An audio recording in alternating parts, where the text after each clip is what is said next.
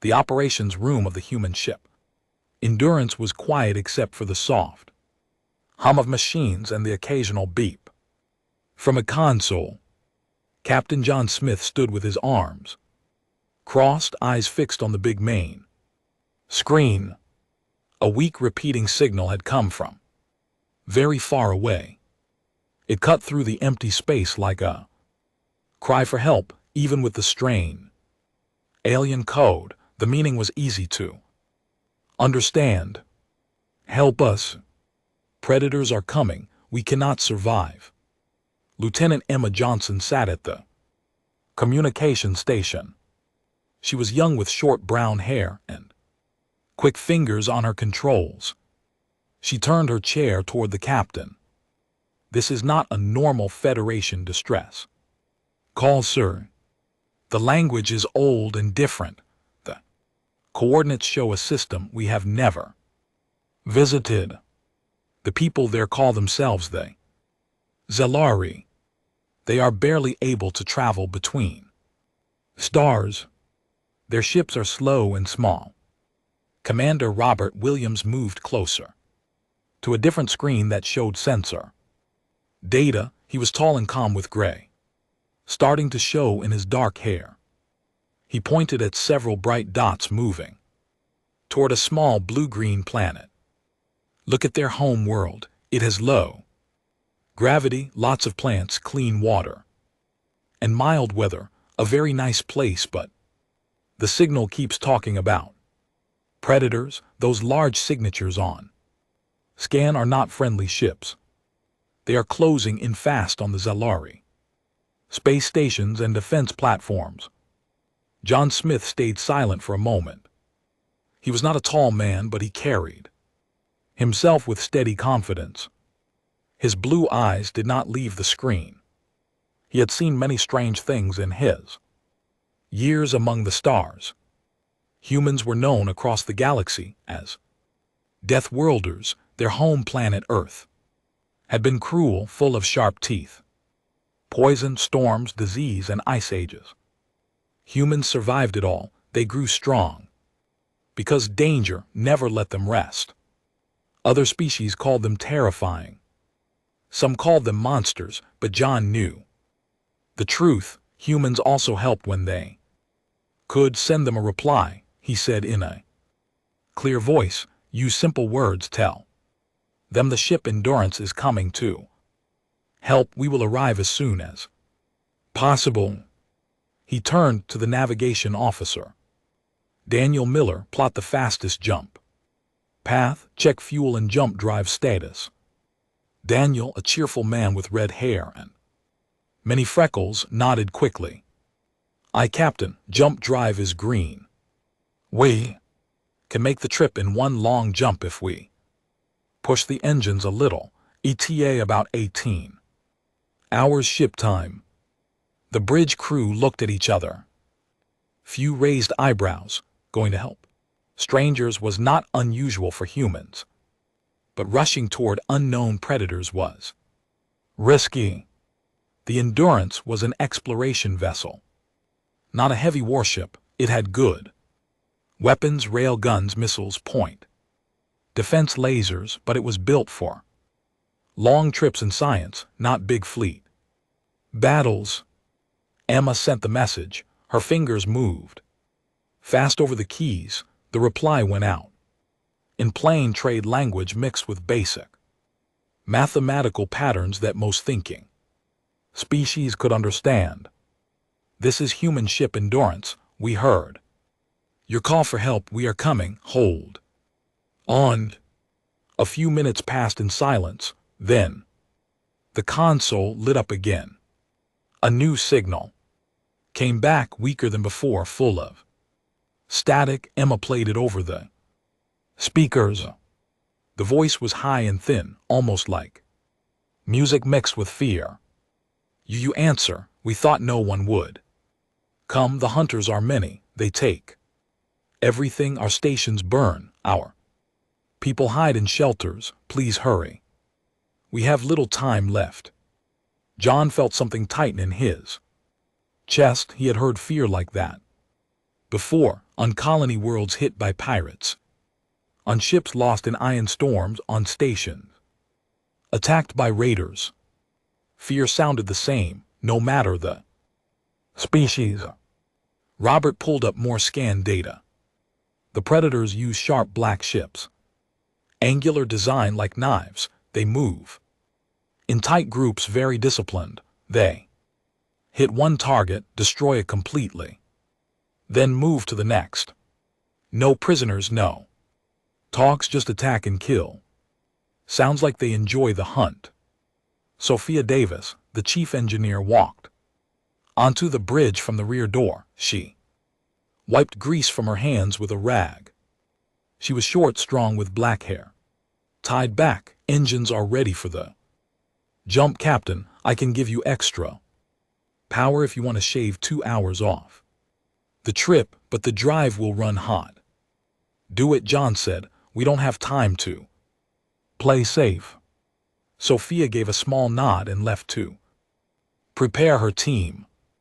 Matthew Jones, the tactical officer, stood at his station near the weapons console. He was quiet most of the time, but very good at his job. Sir, if we drop out of jump close to the planet, we can use the gas giant for cover. The rings will hide our approach. Gives us a chance to see the situation before they see us. Good thinking, John replied. Make it so. The crew worked fast. No one joked much. Everyone understood the stakes. The Zalari were not soldiers. Their ships were built for transport and science, not war.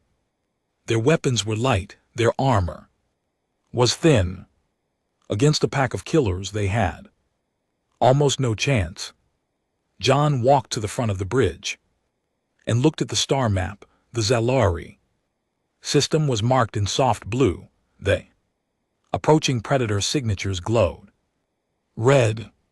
He thought about his own childhood on Earth, stories of wolves circling villages in winter, stories of sharks following blood in the ocean. Humans had learned early, when something hunts the weak, someone has to stand up and become the bigger predator. Attention all hands, he said over the shipwide channel. His voice was calm but firm. We are jumping to answer a distress call. Unknown hostile fleet is attacking a peaceful species. We will do what we can to protect them. This is not a fight we asked for, but it is a fight we will not run from. Departments report ready status, secure for jump. One by one stations called in. Engineering green, weapons green, medical green, life support green, navigation green. Emma looked up from her console. The Zalari sent another short burst. Just 3 words repeated, thank you. Thank you, thank you. John gave a small nod. They are still alive, that is good. The jump drive began to hum louder. A low vibration ran through the deck plates. Lights dimmed slightly as power shifted to the big engines. Stars on the main screen stretched into long white lines. Jump in 3, 2, 1, Daniel announced. Reality folded. The Endurance slipped out of normal space and into the strange gray tunnel of hyperspace. Inside the ship, everything felt normal. But outside, time and distance had no meaning. John sat in the captain's chair. He did not relax. His mind was already running through possible plans. If the predators were raiders, maybe they could be scared off. If they were something worse, something that hunted for sport, then words would not help. Weapons would. He looked at his crew, Emma checking signals, Robert watching scans, Daniel at the helm, Matthew ready on weapons, Sophia down in engineering keeping the heart of the ship beating strong. They were not perfect, they argued. Sometimes they got tired, they missed Home, but when it mattered, they worked. As one, that was the human way. 18 hours felt long when lives were on the line, but the ship flew fast. Stars waited on the other side. Somewhere in the dark, a small species held their breath, hoping the death worlders would arrive before the hunters finished their work. The Endurance came out of hyperspace with a soft shudder. The gray tunnel of jump space vanished, and the stars snapped back into sharp points. Right away, the main view screen filled with the Zalari system. It was beautiful and terrible at the same time. The small blue-green planet hung in the center like a jewel. 2 moons floated nearby, one large, one tiny. Around the larger moon, bright defense platforms and small stations glowed with emergency lights. Thin trails of smoke and debris drifted in slow arcs. Black, sharp-edged ships moved among them like dark walls circling wounded prey. Captain John Smith stood at the front of the bridge, his hands rested lightly on the rail. He did not speak right away, he just watched. Lieutenant Emma Johnson broke the quiet. First, we are picking up dozens of distress beacons, sir. Most from the orbital habitats. Zalari fleet, what is left of it, is down to maybe 6 small ships. They are trying to shield the main civilian station, but they are losing ground fast. Commander Robert Williams zoomed the tactical display. Red dots marked the Predator ships.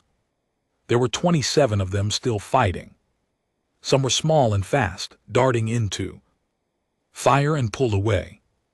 Others were bigger, heavy cruisers with long forward spines that looked like teeth. They fired in short, precise bursts, bright blue plasma that cut through armor like paper.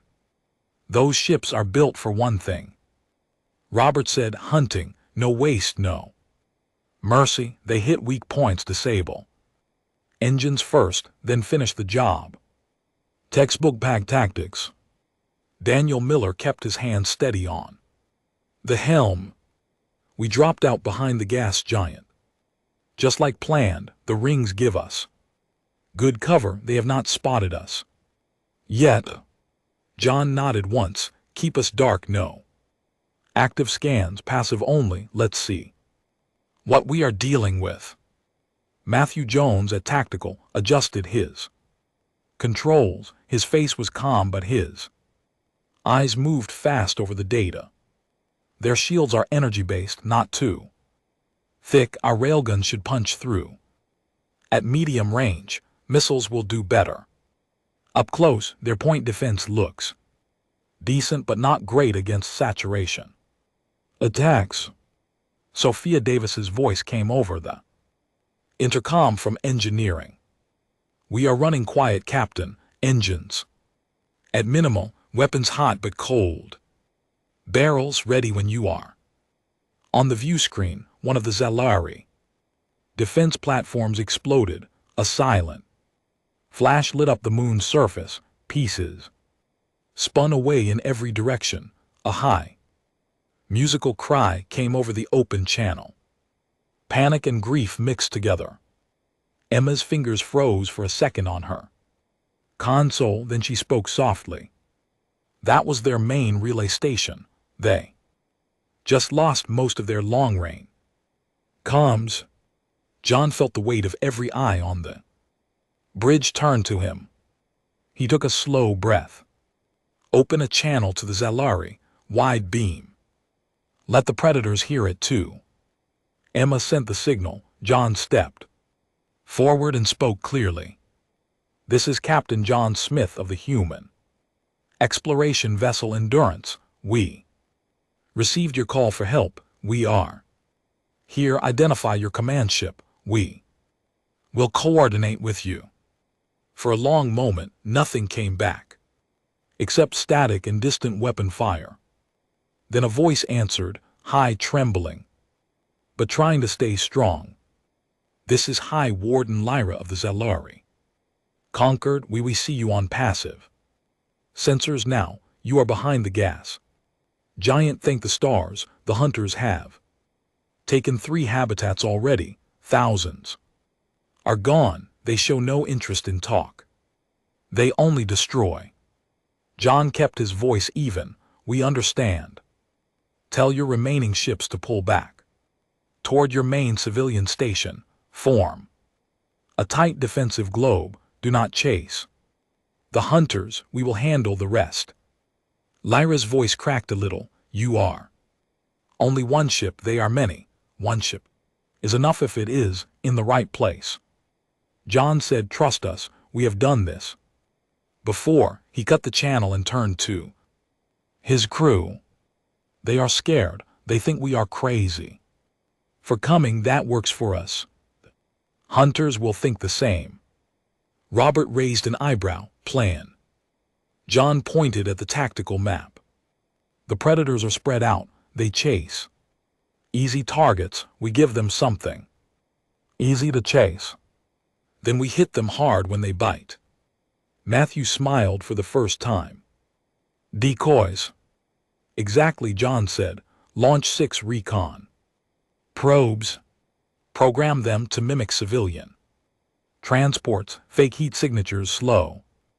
Engines, broadcasting distress on open channels, make them look like they are running for the jump point. Daniel chuckled quietly, they will love that.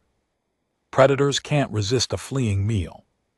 While they chase the probes, John continued, we stay hidden in the rings. When at least half their force commits to the chase, we move fast and quiet at first, then full burn, we come out on their flank, close range, rail guns. First, then missiles, we take out engines and weapons, leave them dead in space, no need to destroy every ship. Just make them stop.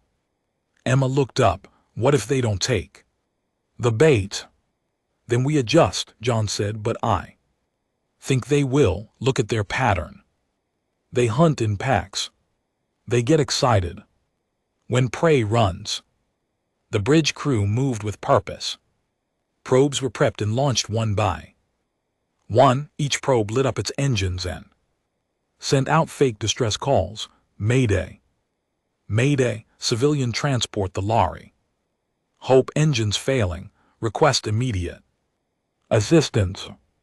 The Predator fleet reacted almost at once. 3 squadrons, 9 ships broke formation and turned toward the probes. The rest kept pressing the Zellari stations, but their attention was split. Robert watched the display. They took the bait, 9 ships chasing the decoys. The big cruisers are still on the stations, but they sent their fast hunters. John gave the order, hold position, let them get deeper into the trap. Minutes passed. The probes led the hunters farther away, drawing them past the gas giant's outer rings. The Endurance drifted silently, hidden by ice and dust. Sophia reported from engineering, we are ready for full power, overcharge on the rail guns if you want it, just say the word. John waited, he watched the numbers tick down, distance, speed, commitment. Finally he spoke, now. Daniel pushed the throttle forward. The Endurance's engines roared to life. The ship surged out of the rings like a shark breaking from cover. Hull plates glowed red from the sudden heat. Weapons batteries charged with a rising wind.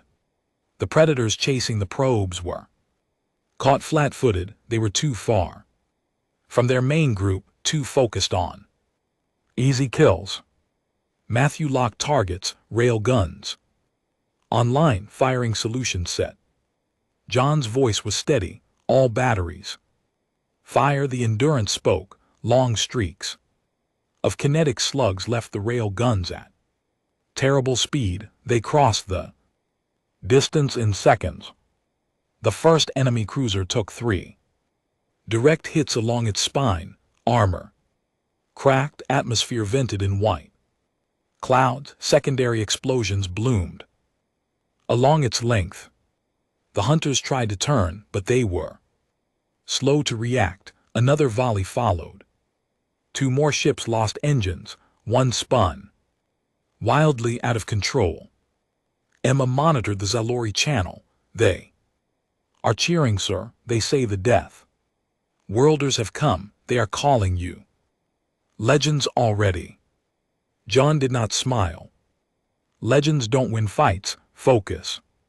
The main Predator force noticed the change. The big cruisers pulled away from the stations and started to turn toward the new threat.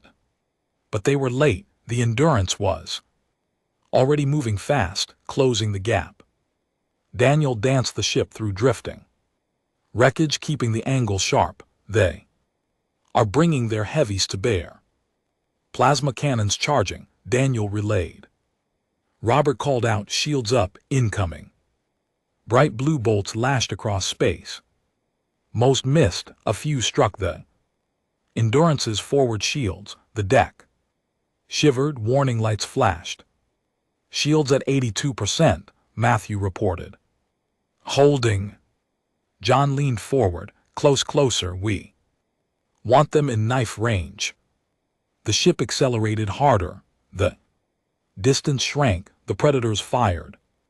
Again, more hits. Sparks flew in a side corridor, but damage control teams were already moving. Sophia's voice crackled over comms. We can take a few more. Just don't let them focus fire too long. The Endurance answered with its own teeth, missiles launched and spreading waves, point defense lasers on the enemy. Ships tried to stop them, but there were too many. Explosions rippled across black holes.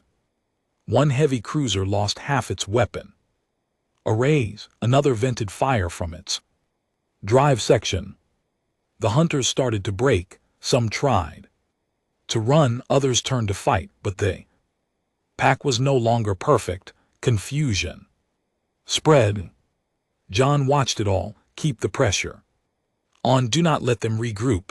The battle was not over. The Predators were still dangerous, but for the first time the Zalori had hope, and the Death Worlders had arrived. The battle around the Zalori moons turned sharp and fast.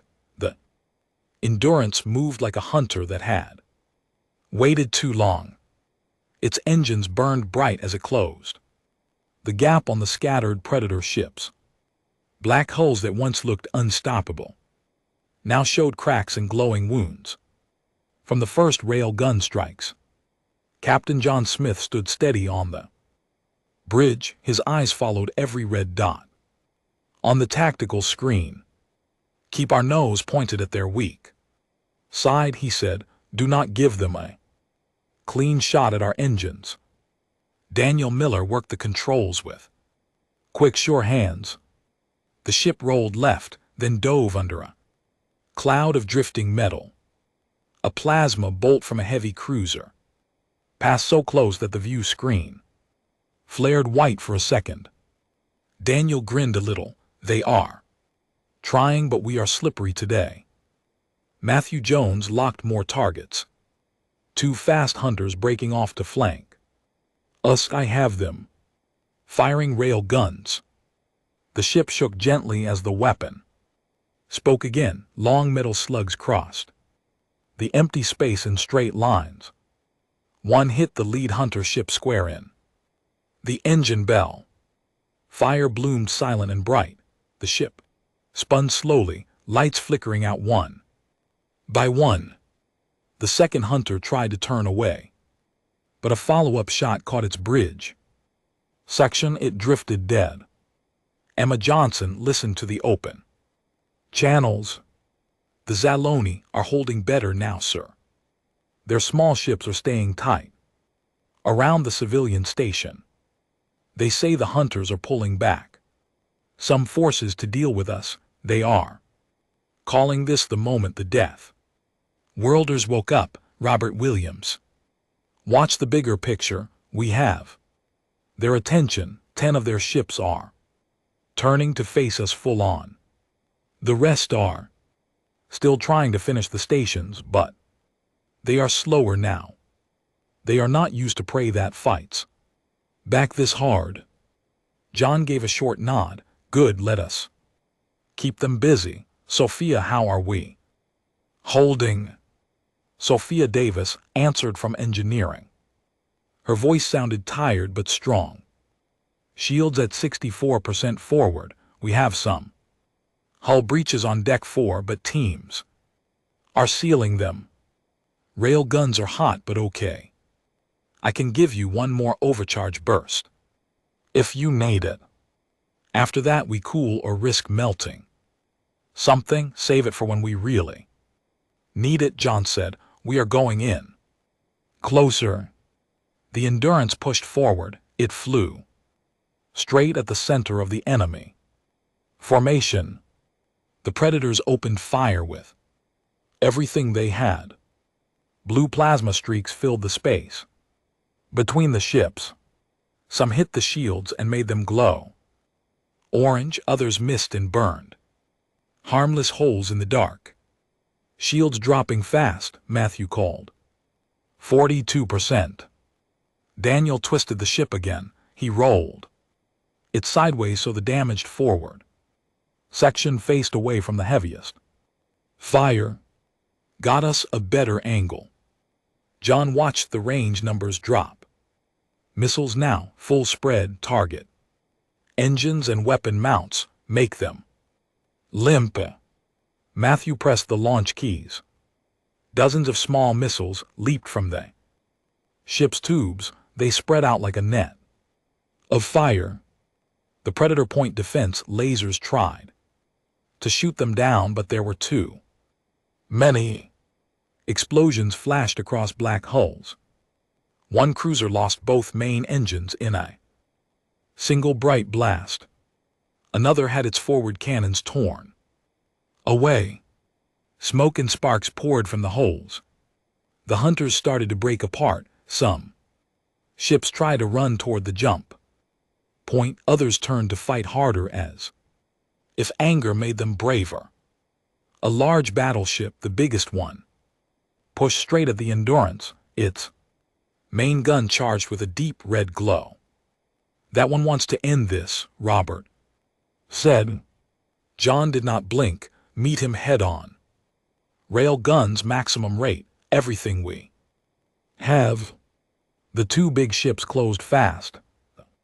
Endurance fired first. A storm of slugs hammered the battleship's nose. Armor plates flew off in chunks. The red glow on the enemy gun flickered and died. The battleship answered with a desperate plasma volley. It struck the Endurance hard. The whole ship lurched. Lights dimmed. Screamed. Shields gone forward. Matthew shouted. Direct hits on armor. We are leaking air on decks 2 and 3. Sophia cut in fast. Bulkheads holding. I am rerouting power. Give me 30 seconds. And I can bring emergency shields up. John kept his voice calm. Daniel, take us under their belly, close as you can. Matthew, point defense only until we are inside their minimum range. Daniel pushed the ship into a sharp dive. The Endurance slipped under the battleship like a knife under skin. At this range, the Predator's deck guns could not track fast enough, but the Endurance's smaller weapons could. Point defense lasers and short range cannons raked the enemy's underside. Armor peeled away. Fuel lines burst. The battleship started to roll out of control. Finish it, John said quietly. Matthew sent one last missile spread. Missiles found the open wounds. A chain of explosions ran along the battleship's length. The core breached, a silent white flower. A fire grew and swallowed the ship. Hold. The bridge crew let out a breath they did not know they were holding. Emma looked up. The remaining hunters are breaking off. They are running for the edge of the system. They are not regrouping. They are just fleeing. Robert checked the scans. 15 of their ships destroyed or disabled. The rest are jumping out one by one. We hurt them bad. John finally sat back in his chair. His shoulders relaxed a little. Status report all stations. One by one the crew answered. Damage control had sealed most breaches. Medical reported only minor injuries. Bumps and burns from sparks. Engineering was working on shields and engines. Life support was stable. Sophia came up to the bridge a few minutes later. She looked worn out, but she smiled. We are not pretty, but we are still flying. Give us a few hours, and we can jump home as needed. John turned to the view screen. The Zalari civilian station still stood. Small repair drones moved around if like bees. The remaining Zalari ships formed a loose ring around it, no longer fighting for their lives. A new signal came in. Emma put it on the main speakers. The voice was the same high musical tone as before. High Warden Lyra spoke slowly as if choosing each word with care. Captain John Smith, Endurance crew, you have done what we thought impossible. Our people live because of you. Our homes still stand. The hunters are gone. We have no words big enough to thank you, but we will try. Please come closer. Let us meet face to face. Let us show our gratitude in person.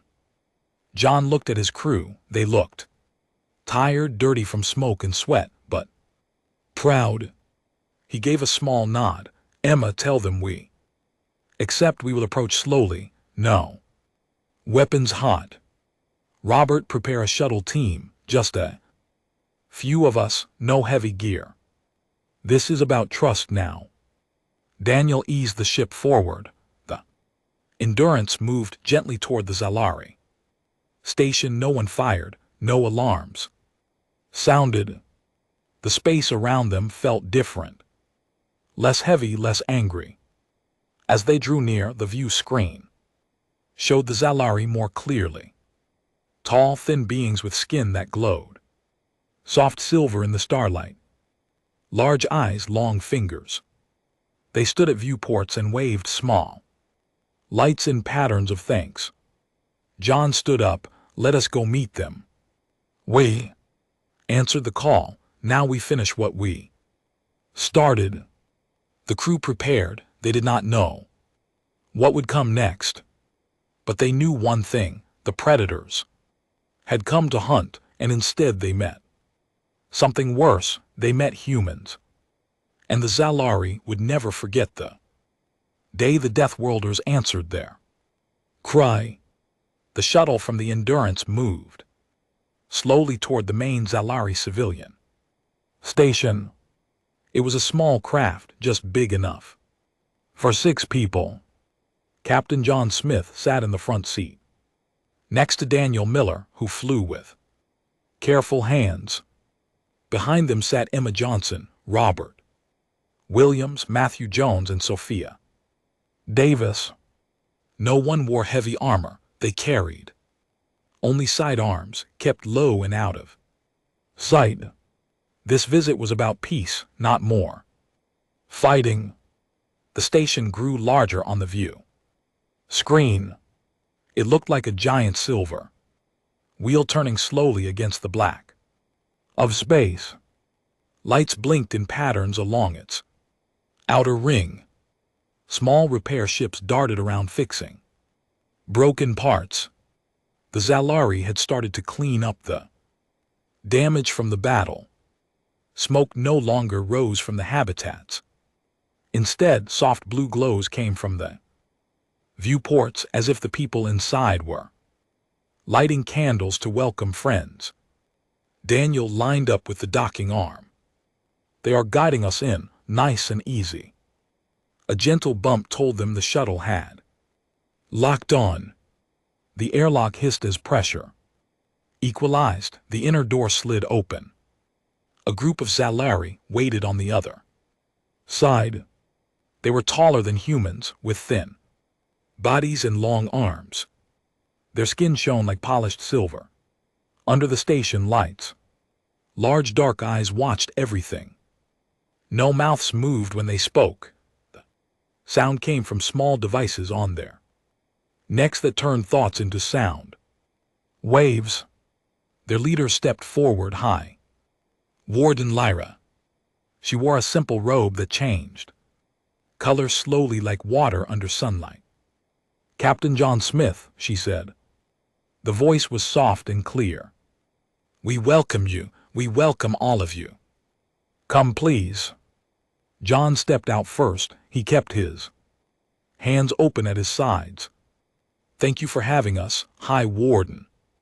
Lyra, we are glad your people are safe. Lyra bowed her head low. Because of you, because of your ship, because of your courage, follow me. The walls were smooth and curved, made of a material that felt warm to the touch. Soft lights followed them, brightening as they moved. Zolari of all ages watched from doorways and platforms. Some held small children close, others waved thin fingers in slow, grateful patterns. No one spoke loud. The air felt calm for the first time in many days. They reached a large open room at the center of the station. It had a high ceiling made of clear material. Stars shone through it. In the middle stood a round table with chairs that looked too tall for humans. Zolari helpers quickly brought lower seats and placed cushions so the guests could sit comfortably. Lyra sat across from John. Her large eyes studied him. We have many questions, but first we must say what is in our hearts. Our sensors saw everything. Your ship came from hiding like a storm. You struck the hunters when they thought they had won. You did not ask for payment. You did not wait for permission. You simply acted. That is not normal in our galaxy. John leaned forward a little. Our world taught us something long ago. When comes for the weak, someone has to stand up. If no one does, the danger grows. We could not stay away after we heard your call. Emma smiled softly. Your message reached us clearly. We understood the fear in it. We know that fear. Lyra's skin shifted to a warmer silver tone. We have heard stories about your kind, Deathworlders, beings from a place so hard that nothing else survives there long. Some say you are monsters. Some say you destroy without reason. But today we saw the truth. You protect, you save. You give hope. Robert spoke quietly. We are not monsters. We just do not run from hard things. Our home tried to kill us every day. Cold winters, hot deserts, animals with teeth and poison, storms that tear houses apart. And we learned that helping others makes the fight worth it. One of the younger Zalari, a female with brighter skin, stepped closer. Her name was Myra. She carried a small crystal device. May I show you something? She asked. John nodded. Myra placed the crystal on the table. It lit up. A hologram appeared above it. The image showed the battle from the Zalari view. The Black Hunter ships closing in. Zalari vessels trying to shield the station. Explosions. Then the Endurance appeared from the rings, fast, bright, unstoppable. Railgun flashes, missile trails. The hunters breaking apart. The big battleship blooming into fire. The hologram ended. The room stayed Quiet. Myra spoke again. We recorded this to remember. We will share it with every Zalari world, so our children know who came when no one else would. Sophia looked at the fading hologram. We did not do it for fame, we did it because it was right. Liara stood up slowly. We wish to offer something in return. Not payment, a bond. Our people have knowledge of old stars and hidden paths. Between them, we have medicines that heal fast. We have ways to grow food in places where nothing should grow. If you will accept, we want to share these things with you, and we want to learn from you how to be stronger, how to stand when hunters come. John looked at his crew. They all gave small nods. We accept, he said, not as masters or rulers, as friends. We will share what we know, and we will listen to what you know. The Zalari made a soft sound, like wind through leaves. It was their way of showing joy. Miera brought trays of food, small clear bowls held fruits that glowed faintly, cups of warm liquid that smelled sweet. The humans tasted carefully. The flavors were strange but good, light and clean, like rain on leaves. As they ate, talk turned lighter. Daniel asked about Zalari children. Emma asked about their music. Matthew asked how their shields worked. Sophia talked engines with a Zalari engineer who joined them. Robert listened to stories of their old home world before the hunters came. Hours passed. The stars turned slowly outside the clear ceiling. Finally John stood. We must return to our ship soon. Repairs are not finished, and our people will want to know we are safe. Liara rose with him. Before you go, one more thing. She led them to a small side room. Inside stood a tall pillar of smooth stone. On it rested a single object, a piece of black hull from a hunter ship. It was twisted and burned. Someone had carved simple mark into it, a circle with lines like a sun rising. This is from their flagship, Lyra said. We took it after the battle ended. We keep it here to remember, not to hate, to remember that even hunters can lose, and to remember who made them lose. She touched the stone gently. We will add your mark beside it if you allow.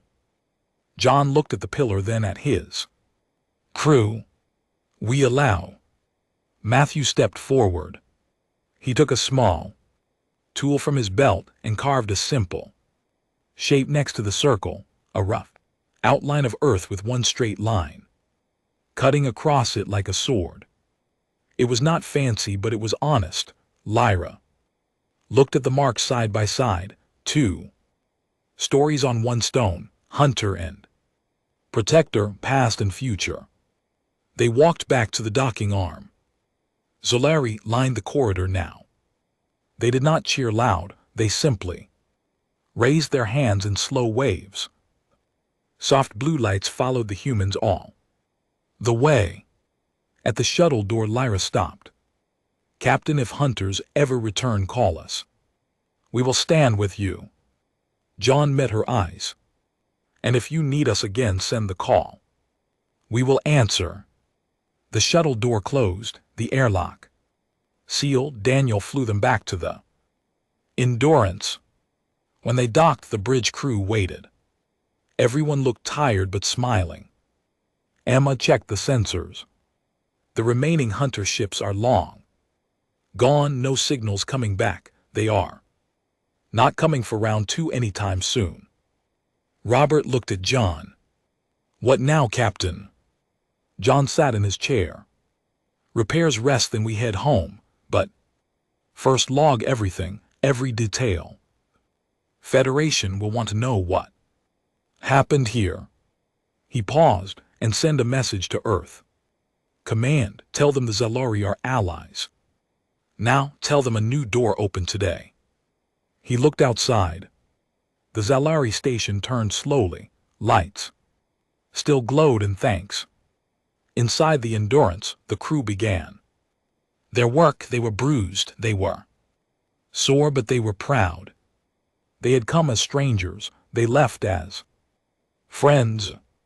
And somewhere in the galaxy, a small species no longer feared the dark quite so much, because they knew if danger came again, the Deathworlders would answer. The Endurance pulled away from the Zalari station slowly.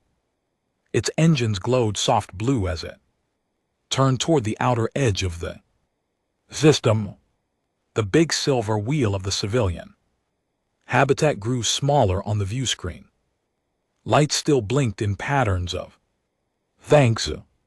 Small Zalari ships followed for a short distance, then turned back like friends, waving goodbye from a doorway.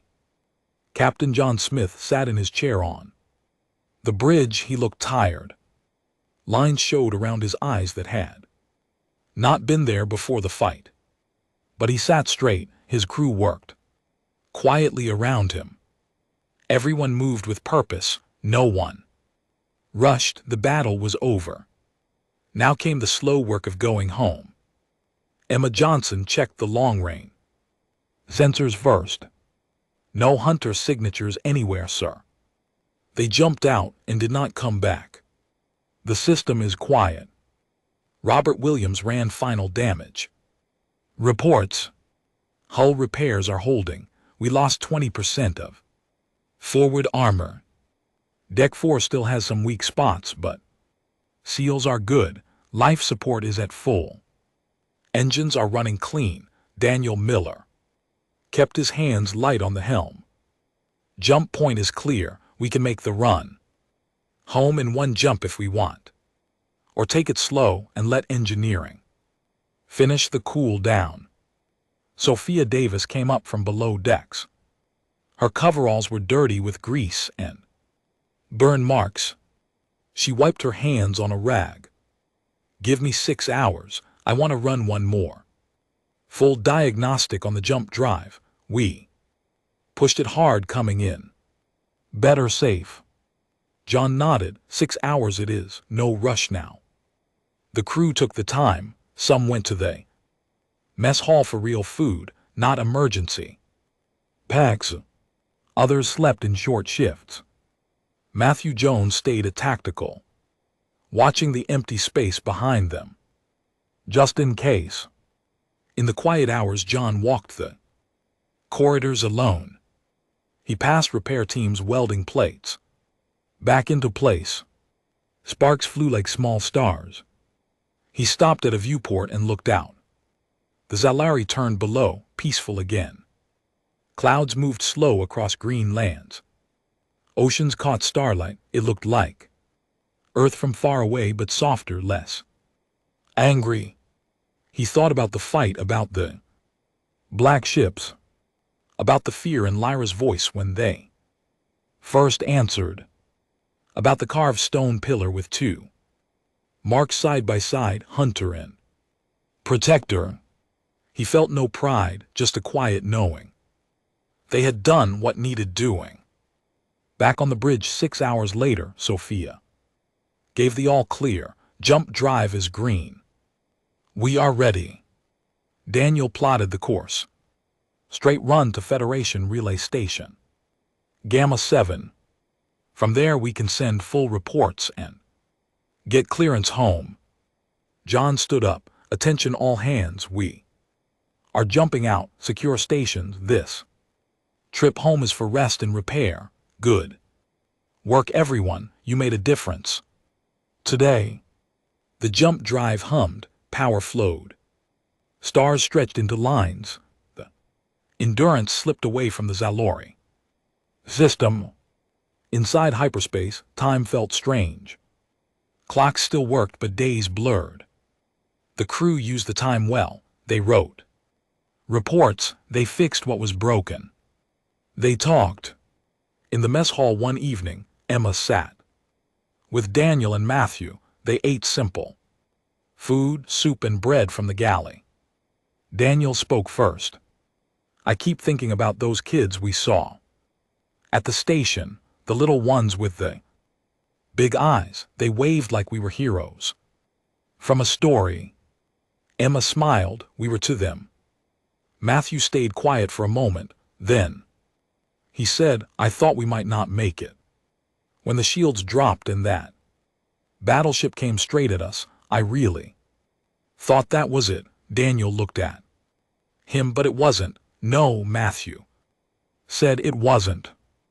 They finished eating in silence, not a bad silence, the kind that comes after something big. John spent time in his ready room. He recorded a personal log. His voice was low and steady.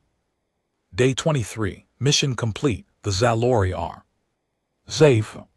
The hunter fleet is broken and scattered. Casualties on our side were light, 3. Crew with broken bones, a dozen minor burns, no deaths. The ship took damage, but nothing we cannot fix. We have a new ally, a good one. They offered knowledge and friendship. We accepted. Earth Command will decide what comes next, but I believe this is the start of something bigger. He stopped the recording, then he added one more line. I am proud of this crew, they answered the call. They did not hesitate. When the Endurance dropped out of jump at Gamma 7, a small Federation relay station greeted them. It was just a metal cylinder with antennas and docking arms. No big welcome party, but the station commander sent a direct message. Endurance, this is Gamma 7 Control. We received your initial report. Earth Command has been briefed. They want full debrief in person. You are cleared for priority transit home. Safe journey. John answered simply, understood. Thank you. Gamma 7, Endurance out. The last jump felt longer. Everyone was ready to see blue skies and green fields again, to feel real gravity, to breathe air that did not come from machines. When they finally entered Earth's system, the blue marble filled the view screen. Clouds swirled over oceans. Continents stretched wide. Home traffic control guided them in. Endurance slipped into low orbit. Shuttles waited to take the crew down. But first, John gathered everyone on the bridge. He looked at each face. Emma, Robert, Daniel, Sophia, Matthew, the others who worked behind the scenes. Engineers, medics, cooks, all of them. You did not just save a planet, he said. You showed the galaxy what humans can be, not just survivors, not just fighters, helpers, protectors, friends. Whatever comes next, more calls, more hunters, more unknowns, we will face it together, like we always do. No one clapped, no one cheered loud. They just nodded, small smiles, a few tired laughs. Shuttles took them down, one group at a time. John was last. He stood at the airlock and looked back at the ship. The Endurance had dents and scorch marks, but it still looked strong.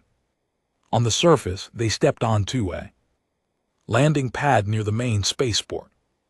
Fresh air hit them, wind from the sea, smell of grass and salt. People waited. Families, friends, officers in clean uniforms. John walked down the ramp. Last, a young officer saluted. Captain Smith, welcome home. Earth Command wants you in debrief at 800 tomorrow, but tonight rest. John returned the salute. Thank you. He looked up at the sky. Stars were faint against the city lights. Somewhere out there, the Zalari were rebuilding. Somewhere out there, a carved pillar stood with 2 marks on it. He turned and walked toward the waiting transport. His crew followed. They were Tired, they were bruised, but they walked tall because they had answered a call from far away. They had fought. They had won, and they had made the galaxy a little less dark. Months later, reports came back.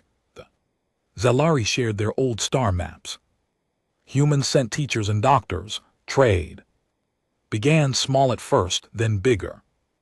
Zalari ships visited Earth. Human ships visited Zalari worlds. Story spread. The day the Deathworlders came, the day one ship changed everything. John Smith never spoke much about it. He went on other missions. He trained new crews, but sometimes late at night he looked at the stars and remembered. He remembered a high musical voice saying thank you. He remembered fear turning to hope. He remembered that even in a big, cold galaxy, one answer could make all the difference. And he knew if another call ever came, they would answer again. Because that was who they were. Humans, Deathworlders, protectors, friends.